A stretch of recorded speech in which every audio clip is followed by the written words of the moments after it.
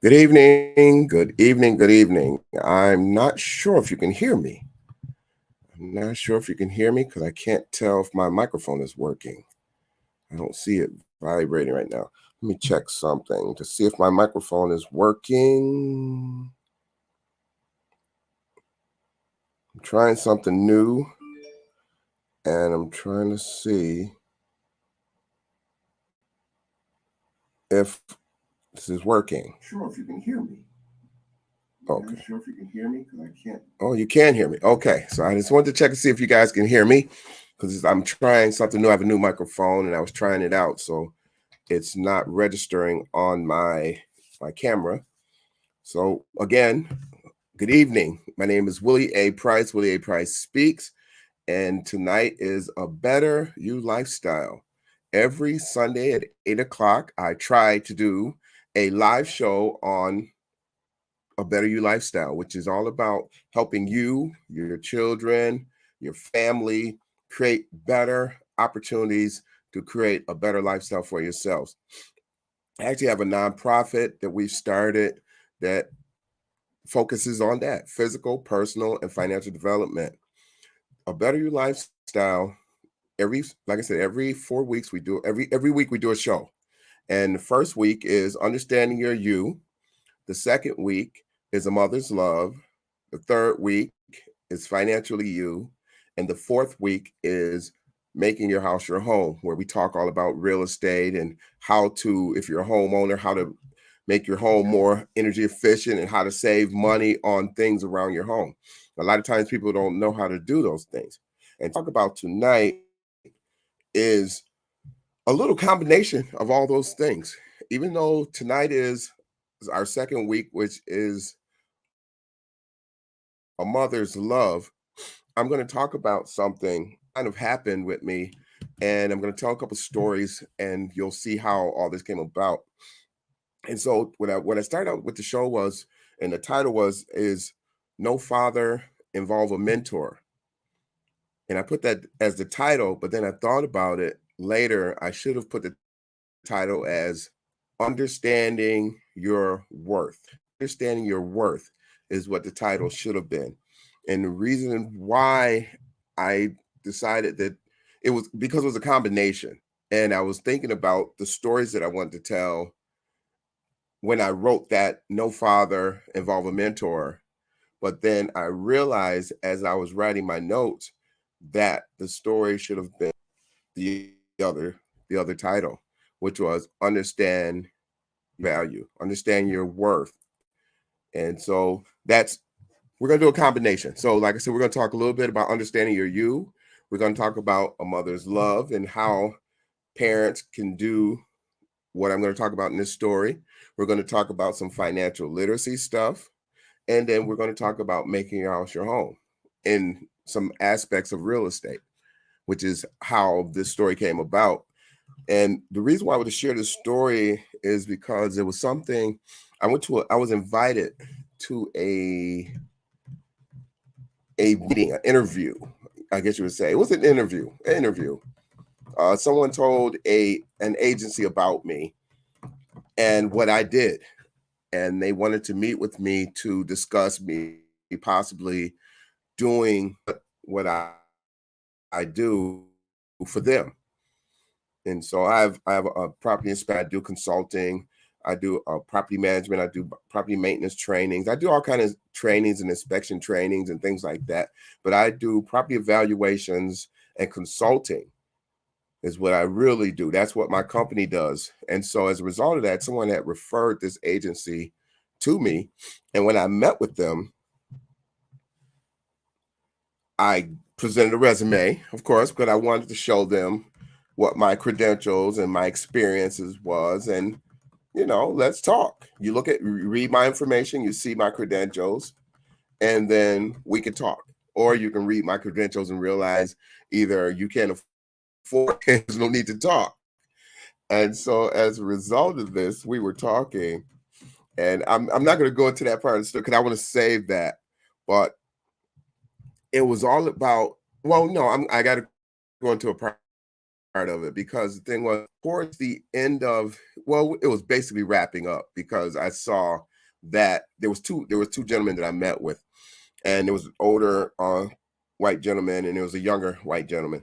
And the older white gentleman was actually surprised when I walked in and he saw that I was a black man. So you can see the expression on his face because he had heard all these things about this guy, with all this experience and the things he was doing and can do. And so I guess he just assumed it wasn't a black man.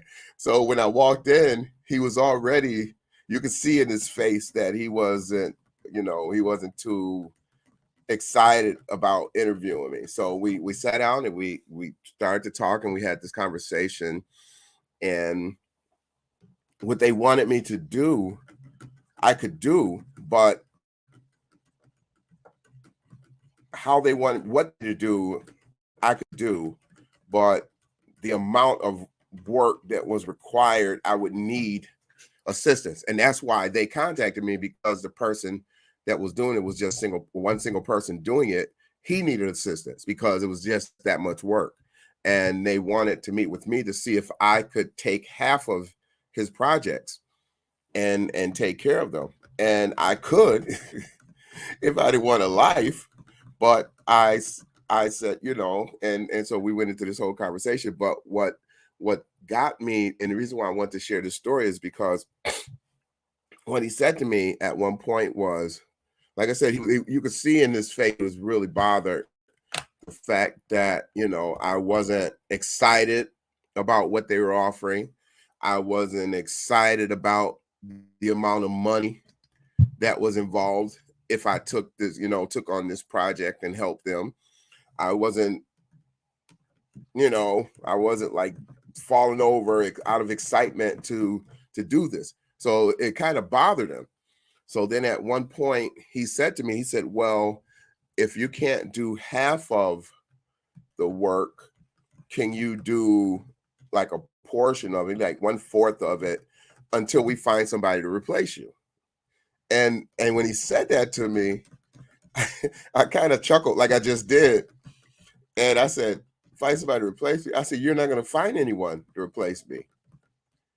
And he looked at me and he said, you sound pretty confident. And he wanted to say cocky, but he said, you sound pretty confident that we can find somebody to replace you. And then I responded to him. I said, well, actually, I said, did you read my resume? I said, because if you read my resume, you're going to see that you can't find anybody to replace me, because you'll never find anybody that has the experience that I have. And he just looked at me. You could see that he really, really was not, he was not excited about, he was really upset. Like I said, you could see it, his whole attitude and everything. But the young man who had my resume, who was sitting there reading my resume as we were talking, he turned to the guy and he said, he's absolutely right. He said, I don't even have half of this experience that he has. He said, he's absolutely right. We'll never find anybody. And so then the guy all of a sudden remembered that he needed to make a phone call. So he just excused himself from the meeting. But it made me think of, and that's how the title came about. It made me think about what I said to them. You'll never find anybody that has the experience that I have, the qualifications that I have. And it made me think all the way back as I was leaving that meeting and getting in my car and I was driving home. It reminded me of a story. Sometimes I share this story with young people when I'm talking about finding a mentor and trusting and believing in yourself and finding the skills and abilities that you have and using those to be the best that you can be. It reminded me of the story that I often share with young people, and I want to share that with you. And that's how the title, No Father involve a mentor came about because it reminded me of the story that I shared with the young people, which is when I was a young man, my mom left my father when I was about 5 years old.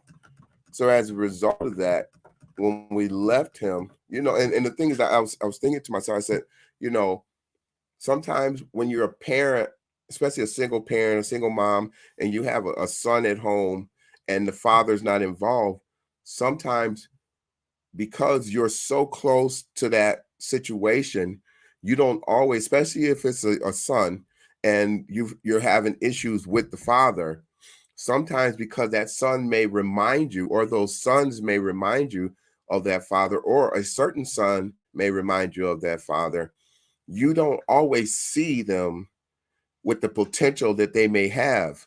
You often see them as a reminder of that father.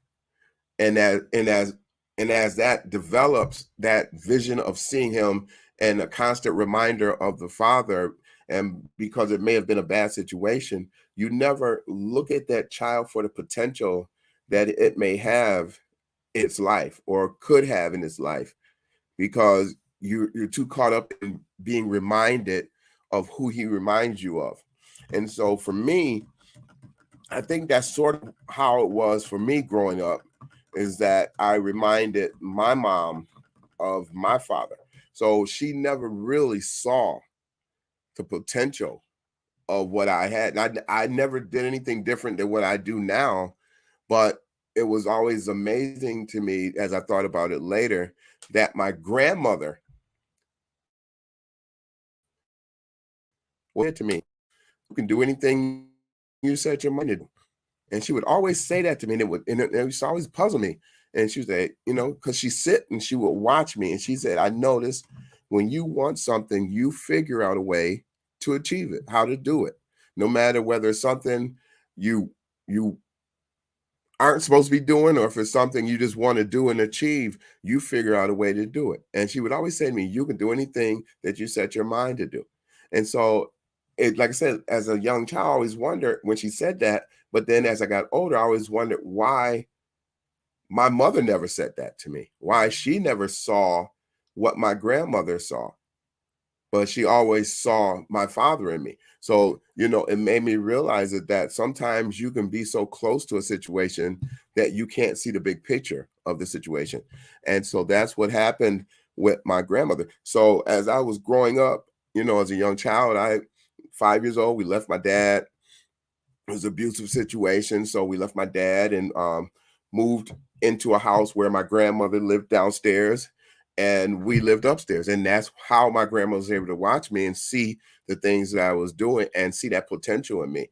And so as a result of that, I was out, selling fruit at fruit stands, carrying groceries home. I was always out trying to make money. I was always trying to do things to create some kind of income so I could buy school clothes, so I can buy, so I wouldn't be a burden to my mom, because I knew she didn't have a lot of money and she was struggling. So I was trying to buy my own school clothes. I was trying to get my own food so I can, help with groceries. I was 5, 6, 7 years old. I 8, 9, 7, 8, 9, 10, 11. I was just doing it as a child. So around 9 years old, my my mom met this gentleman, and I had uncles, and my uncles they were okay. They weren't mentors to me, but because we all kind of grew up together and we were like more like playmates. But with them, I was able to see just how boys were, in certain aspects. But we kind of played and did things together. But most of the time I was a loner because I tried to stay away from home as much as possible, because my home situation wasn't the greatest home situation. So I was always out, in the park playing different things. And so when I turned like around 8, 9 years old, my mom met this gentleman by the name of Judge Peterson. And I give big praise to Judge Peterson, rest in peace, and to the Peterson family who I grew up with, quite a few of them, and I call them my cousins. And so she met this man named Judge Peterson. And he came into the household, and of course, in his mindset, he's going to become the man of the house. But I was the person who was out selling fruit at the fruit stands, washing cars, carrying groceries home, trying to help pay, whatever I can help to do, because I considered myself the man of the house. So, of course, for me, whenever he would say something to me as a young child, I knew how to retaliate. And I would say, "You're not my daddy. You can't tell me what to do. You're not my daddy." Even though I didn't, in my reality, I did not have a father, because my father had nothing to do with me once my mom left. So I really didn't have a father. So he was the closest thing that I had to a father at the time. But because of my resentment, I would tell him, "You're not my father. You're not my daddy. You can't tell me what to do." And so he would, like I said, like my grandmother, he would watch me and see me doing the different things that he did. So one day he made me get into the car with him. He made me get into the car, and I didn't want to get in the car. So he made me get in the car, and he said, "I want you to go for a ride with me." And he drove down the street, and it's called Dewey Avenue. I never forget the street, because I just remember how the situation happened. It was called Dewey Avenue off of Leroy. And he would drive down Dewey Avenue, and he would stop at a house, and he would go in the house, he would come out, and he would count this money. Drive down a little further, he go to another house, he'd come out, and he'd counting this money. So, a kid who's always out hustling, trying to do things to make money, I'm seeing this man come out of these houses counting this money and putting these stacks of money right next to us, because it was an armrest in the car, and he would set the money on the armrest. So I'm sitting there 9 years old looking at this money as it piles up on the armrest of the car. And so by the time we get to the third or fourth house, I finally said to him, I said, "Where are you getting all this money from?" Because the money's now falling over, it's falling on me, and I want to take it. I'm a 19-year-old kid. And so he said to me, he said, "Well, you see those houses that I went to, I buy them at auctions, I fix them up, and people pay me." And I said to him, I said, "They give you all that money?" And he said, "Yes, this is what they pay me to live in the houses." And he became my best friend that day. He became my mentor that day. I allowed him, not to say become my stepfather. Later on, I started to consider him as my father, you know. But during that time, he had something that I wanted, and set some ground rules for me. He said, "I'll teach you how to do what I do, but I need you to stay in school. I need you to graduate, and I want you to go to college." He said, "Because if what I teach you doesn't work out, you'll always have something to fall back on, which is a college degree," which is something he didn't have. So he worked in the steel plants, but he had this real estate that was also helping him to do the things and live the lifestyle that he wanted to live.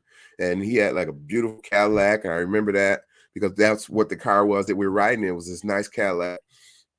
So, he was telling me, he said, "I want you to have a better lifestyle." And so as a result of that, he taught me the things that I need to do. And one of the things he would always say to me is that the more you learn, the less you have to pay to do for you. Because the more you learn, the more you can do yourself, which means that if it's something that you can do yourself, you don't have to pay anyone else to do it. And so that was always instilled in me, to learn how to do things. And as a result of that, I graduated from high school. I went on and graduated from college with a degree in mental health. And from there, I started working in mental health, but saving my money, because my goal was to eventually start buying real estate, which is what he taught me to do. He actually died a year, maybe 2 years before I bought my first house. About a year, 2 years before I bought my first house. But because of what he taught me, it was instilled in me to do that. So when I bought my first two houses from the city auction, I started, I was working in mental health. So I didn't know a lot about houses, but I knew a little bit. I know how to work on houses a little bit. But then I bought what is called the Time Life Do-It-Yourself books that they had out at that time. So one was on electrical, one was on plumbing, one was on all these different aspects of working on a house. but getting suspended from school, kicked out of school, I was in trouble. I can't say I didn't like school, was bored. And as a result of that, I ended up going to night school for electrical. I learned residential electrical at night school.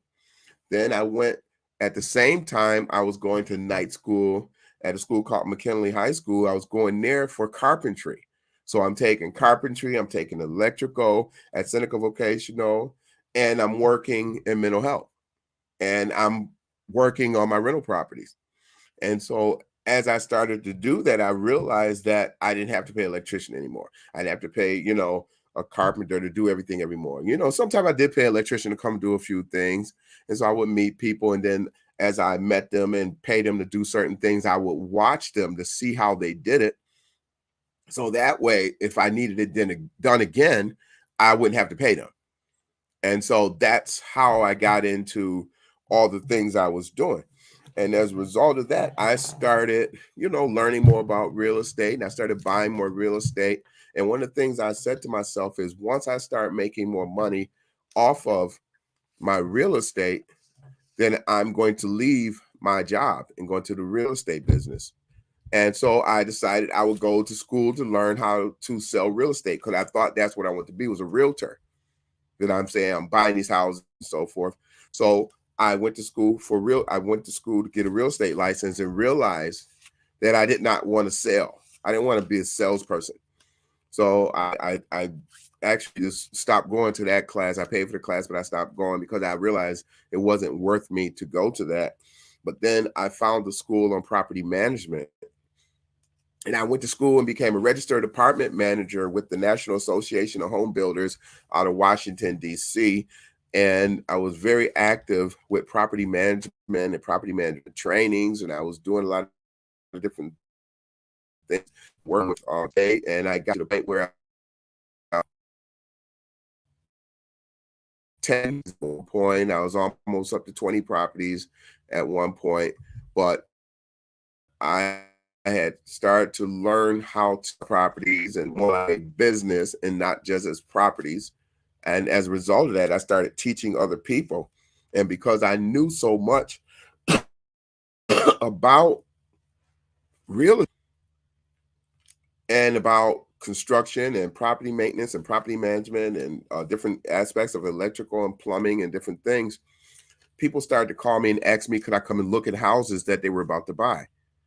And I kept saying, there's got to be a way I can create a business from this. And so I went to school and became a property inspector. And that's how I got into property inspection. And this all came from having mentors.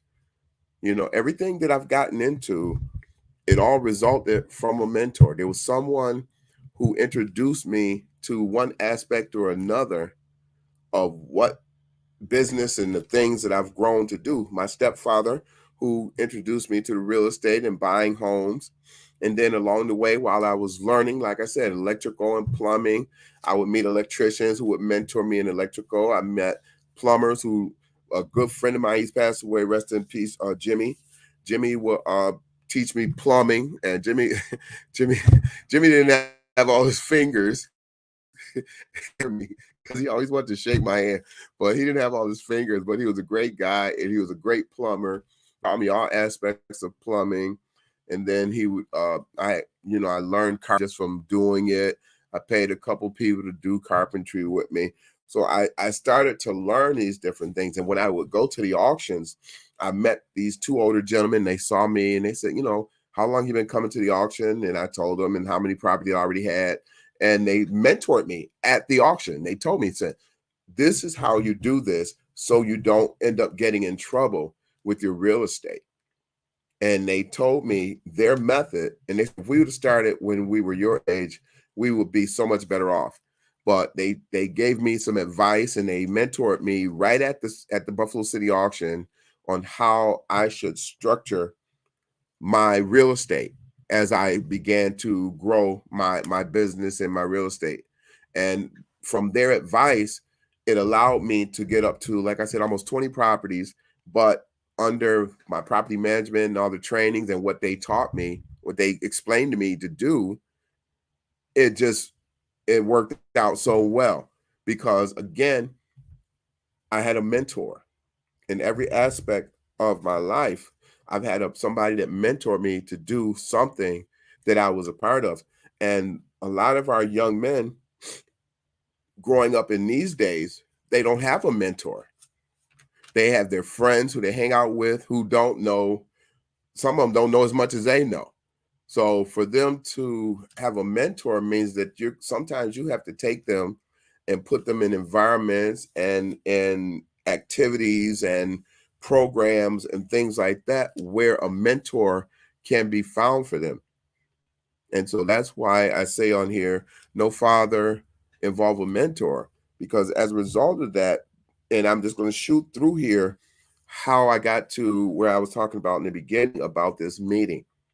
So I started the home inspection, and then I got into various home inspection trainings and different things: home inspection, commercial inspection, field inspections, uh, and got into delinquency mortgages and different type of inspections. And that's what field inspections were. We got into doing field inspections, and that was my first big involvement in inspections. We were doing field inspections, and people say, well, what is a field inspection? And when you remember, we had that big mortgage situation, I think it was around 2007, 2008.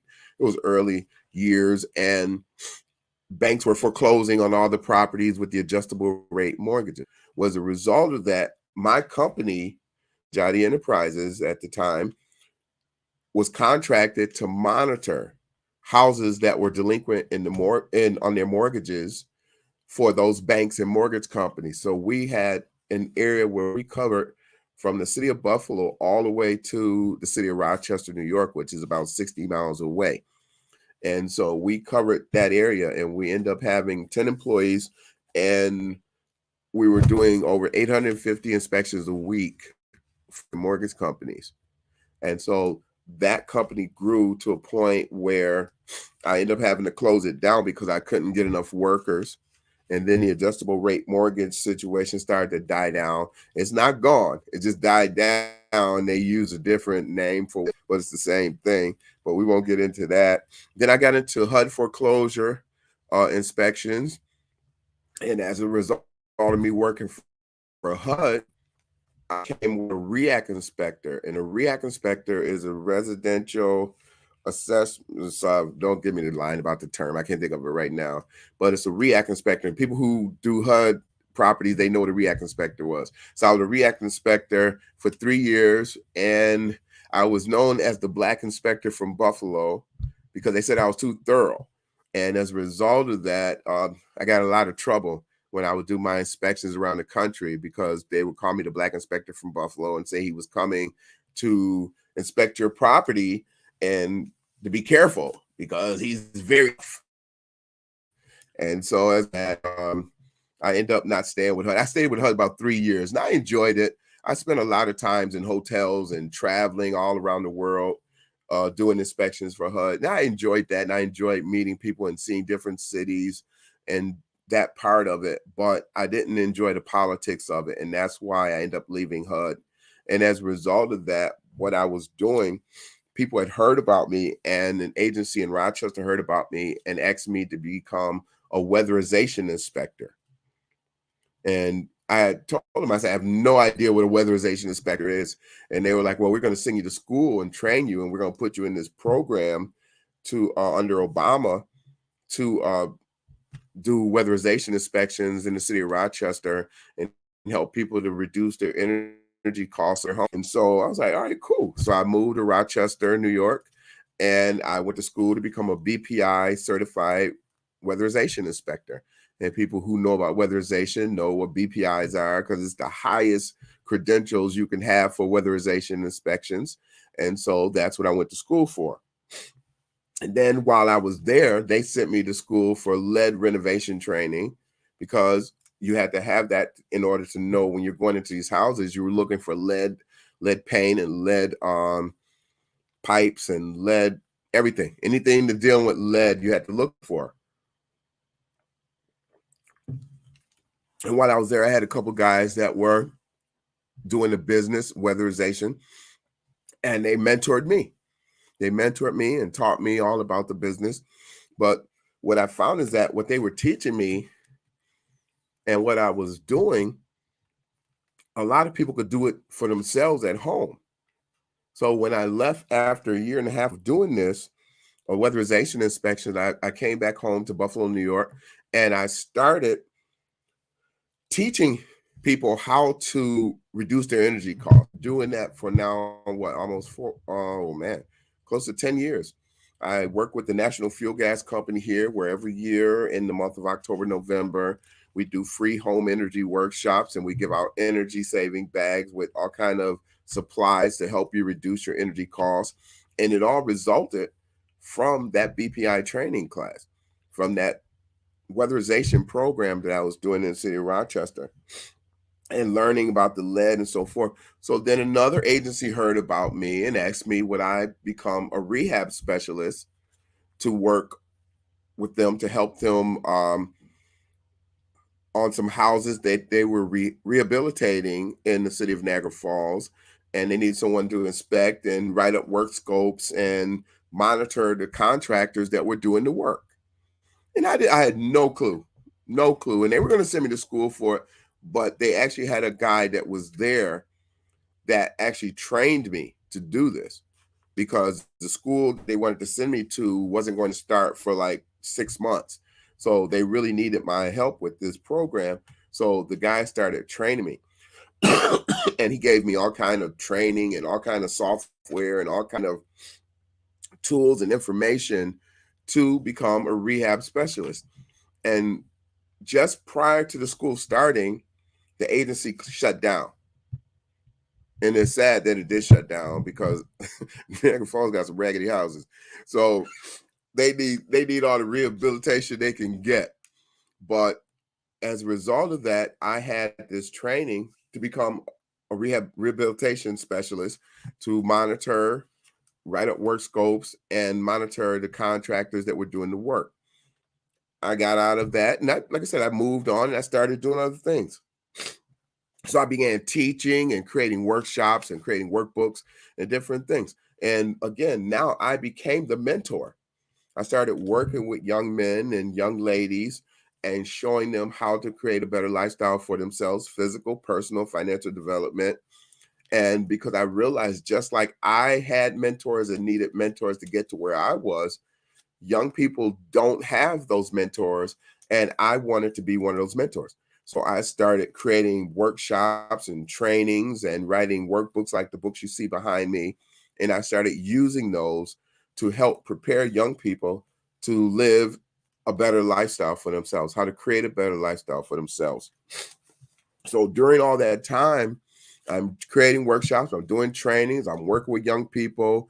I am getting a lot of attention for that. And I kind of moved away from the inspection world for a while, and I wasn't doing too much of it because I enjoyed working with these young people and seeing the effect of what I was doing and the changes that I saw in some of the students that were in the programs in the school, and the potential that they saw in themselves.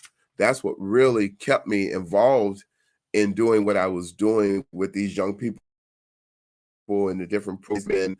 No Dream is Impossible, uh, all our problems, Think and Grow Wealth, all our different programs, This Week in Black History. I mean, we did so many different programs, but it was the fact that seeing those young people develop and grow and create better lifestyles, go on to college, find skills and abilities that they didn't realize they had, and the potential that they had through our programs, and being able to go on. And now I see those kids and they're doing so much better in life, and they're going to great colleges, and graduating with master's degrees and different things like that, and just seeing them with so much potential. So as a result of that, while I was doing these trainings, I started hearing about asbestos. And found an asbestos training course that I just went and took in Rochester, New York. I went and took it in Rochester, New York. So like I said, I'm the kind of person, I'll train trainings wherever I need to train them, take the trainings. And so I went to Rochester and I took the asbestos training course. And the gentlemen who were teaching the course saw something in me. Again, finding those mentors and people who can see that potential in you that you may not even see yourself. They saw how well and how much I took to understanding the work of the asbestos class, that they actually referred me to work for a company out of Rochester called Envoy, and they referred me to them, and they had an office in Grand Island, New York, which is right outside of Niagara Falls. And they contracted with me, brought me in, and had me working as an asbestos inspector. And I was traveling all over Western New York doing asbestos inspections. And I really enjoyed it because I had a mentor, a gentleman by the name of Dan. And Dan would take me and show me, and we'd laugh and talk. And we both were into something. We were into the stock market. So it wasn't just asbestos. We had a common understanding and a common enjoyment of learning about wealth building through the stock market. So when we weren't doing asbestos inspections, we were sitting at lunch and sitting at break talking about the stock market and learning from each other how to invest and learning how to create more opportunities through the stock market. When I left the asbestos work, because it wasn't paying enough money, I just wanted to take the training, and once I got the position and started working for them, I saw that it didn't pay what I thought it would pay for an asbestos inspector. With the hazards of asbestos in this country, you would think that it would pay a lot more money for an inspector, but it didn't. And so as a result, I ended up leaving because the company that I have already was making a lot more money than I made from them. And I made more in 2 hours than I made from them in a whole week. But I did the inspections because I enjoyed working with Dan. So I would work with him during the day, and then in the evening I would do my inspections after I got off of work, or I would take half days at the asbestos if we were slow and go do inspections and things like that. So it kind of worked out for a while. Got into health and safety and trip and fall inspection, doing that for attorneys. And an attorney called me and asked me, do I know anything about trip and falls, which is safety inspections, which is what I did for HUD. I used to do safety inspections for HUD. So as a result of that, I said, sure, I do safety inspections. I did safety inspections for HUD for 3 years, health and safety inspections. So what is it you need? And I went out, and they had a client that tripped and fell in a parking lot. And they wanted me to go out and look at that parking lot and determine if there were any hazards in that parking lot that would help them to bring a case against this property owner that owned the commercial property where the person had to trip and fall. So when I went out and I did that, and I saw where the person fell, and I wrote up this report and gave them the information, they end up winning this case against this property owner and getting a nice settlement for their client. And I began doing health and safety inspections for different attorneys to help them with their cases. So like I said, this is something I had no clue, but it was because of all the experience and trainings I had, it allowed me to be able to do that. And that's what I'm talking is helping our young find what their skills and abilities are and encourage them to learn. And not all kids are going to go to school and do different things like I'm doing. And like I said, I had no intentions of going to school. I was getting kicked out of school left and right as a kid. But because my stepfather showed me the benefits of school, which was the more you learn, the more you can earn by doing things yourself. He didn't say you can get a better job. He said you can learn how to do things yourself. And so that resulted in me learning how to do all these things that have led to all these different positions and things that I'm telling you about. And so following the health and safety, I ended up taking the lead renovators training again because I want to learn more about lead renovation. And because lead is still such an apparent problem in the community.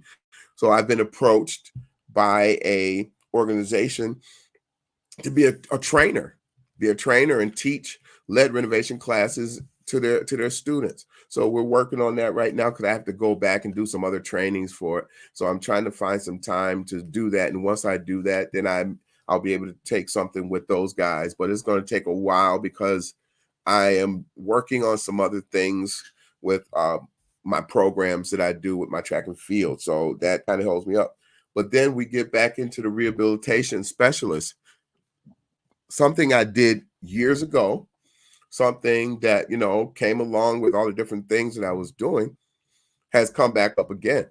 And so this agency, like I said, I met with these guys and walked into this meeting, gave them my resume, which is what I just went over with you guys. And I left out a lot of things because this would be too long of a show if I did all that. But gave them my information, knowing and understanding your worth. With all these credentials that I gave you, do you think that my worth is $15 an hour or $20 an hour or $25 an hour? Think about it. Your worth is only what you apply and what you believe your worth is. So if you say your worth is $10 an hour, then that's what your worth is. And so that's what your value, that's how much value you have in what you do and what your experience is. If you say your value or your worth is $20 an hour or $50 an hour or $100 an hour or $1,000 an hour, you have to have the experience, the training, the knowledge, or whatever it takes to be able to do that, to be able to fit that qualification, to be able to honor that experience. So when you walk into a room and you say, and they say to you, well, we just want you to work for us until we find somebody to replace you, you can respond like I did to them and say, you're not going to find anybody to replace me. And I wasn't being cocky. I wasn't being arrogant because, like I said in the beginning, I gave them my resume.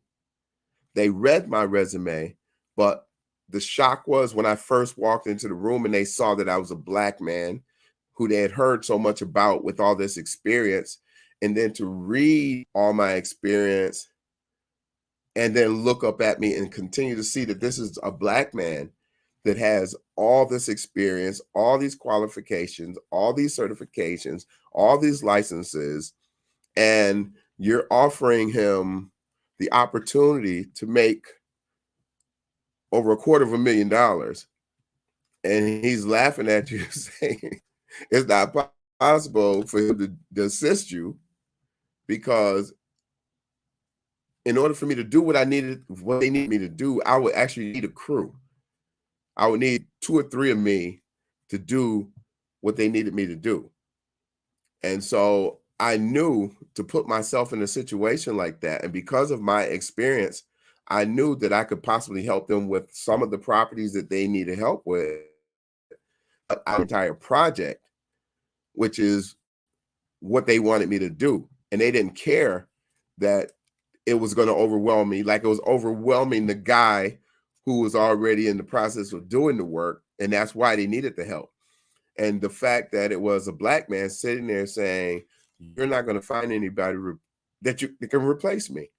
You might find somebody to help you do the work, but they can't replace me. Find anybody that I have. You won't find anybody with the knowledge that I have. You won't have somebody who has all kind of inspections, who is a rehabilitation specialist, which is what they needed, who knows how to write work scopes, who knows how to work with contractors, who knows how to work on invoicing and billing because he ran a property management company for 15 years. So all those credentials and trainings and experiences that I had, I knew that my value was much more than they could afford. And even though they were waving $250,000 in front of me, it didn't impress me, because I knew that if I was to take that position and contract, I would fail, because I wouldn't be able to manage and maintain. Because of my experience, I knew what I could do.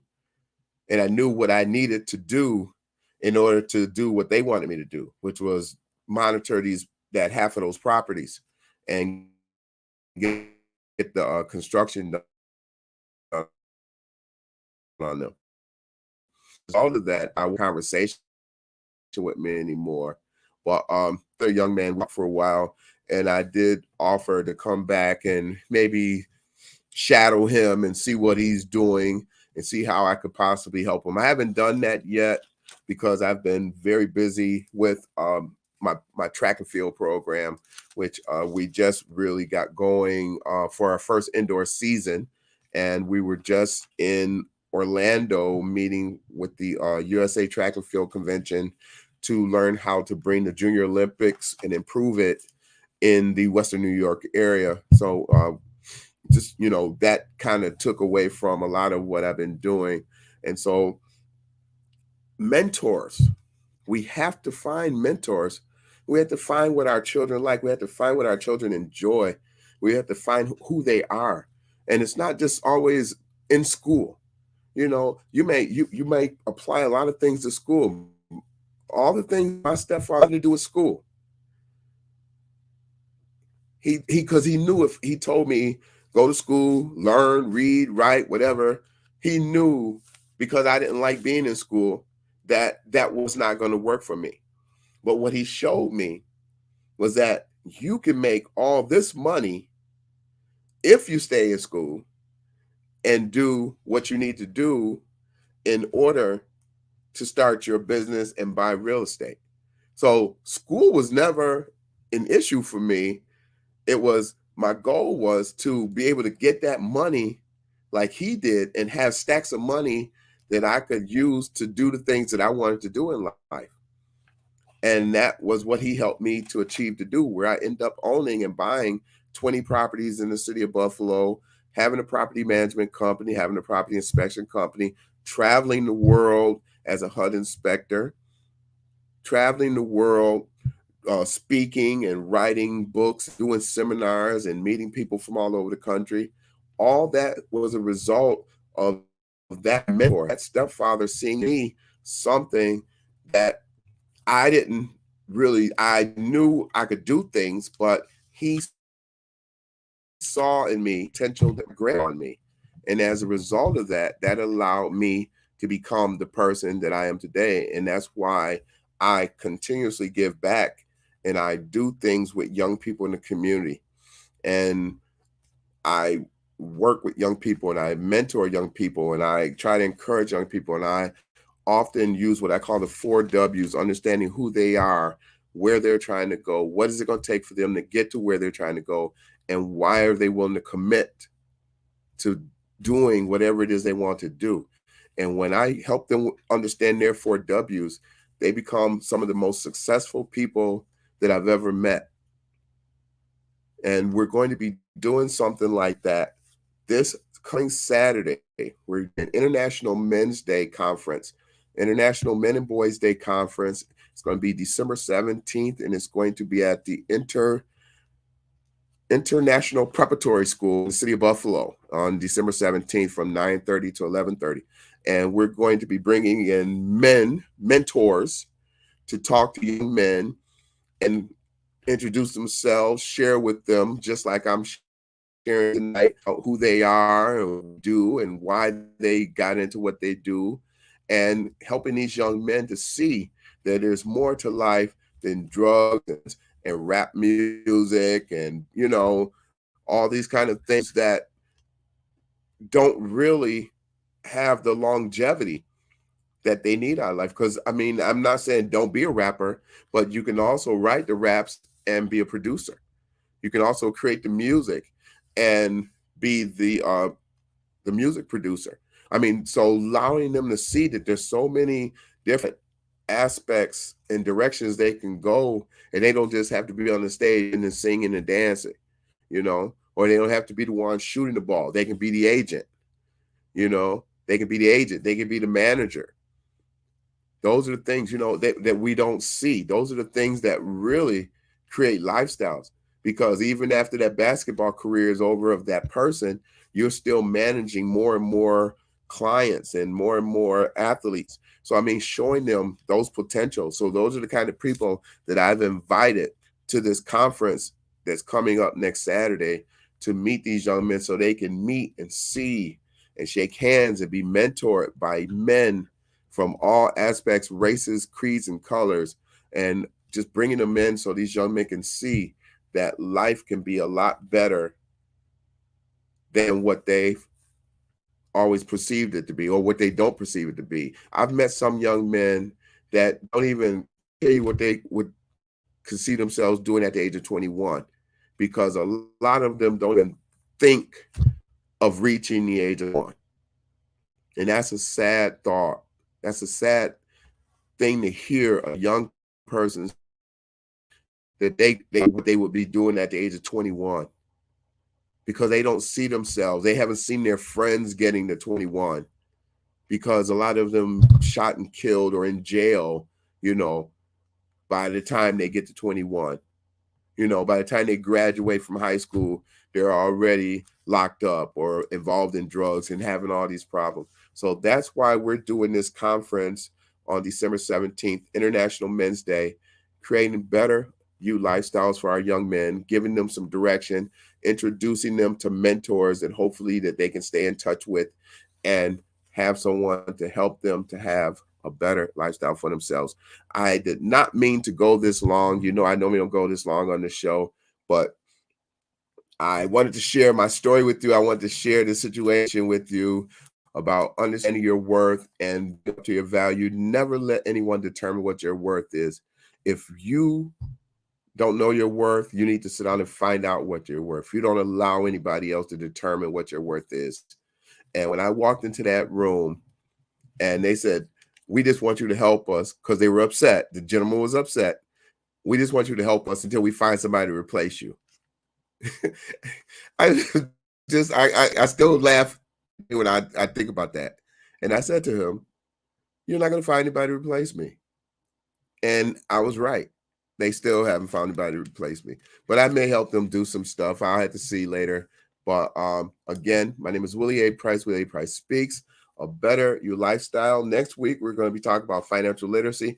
Oh, by the way, last minute before I get off, I was at an event yesterday and we're talking about credit scores. I always talking to credit scores with this banker that I know.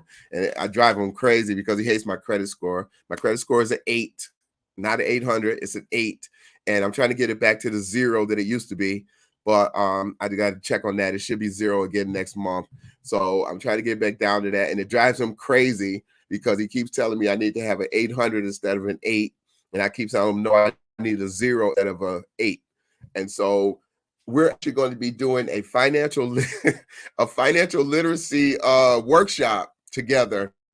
He wants me to do a financial literacy workshop with him, helping people to reduce their expenses, show them how to do some of the things that I do, not get a 0 credit score, but to just show you how I've been able to do the things that I do and reduce, your lively expensive and create a better lifestyle where you use more of your own money versus other people's money. And I know people always say it's always better to use other people's money, and that way you get a higher credit score. But when you have higher credit scores, that means you owe more people. I don't owe anybody anything. So that's how I live. That's how I love. And that's how I'm going to stay. I have a blessing on the financial literacy program. It's going to be great because he and I are going to be bumping heads, but we bump heads in a great way because he's coming from a standpoint and I'm coming from a person who just knows how to help you save money. So you guys have a blessed day, and I will see you next week. I hope you have a young out mentor forum. Find a mentor because our young people need mentors. Have a blessed day.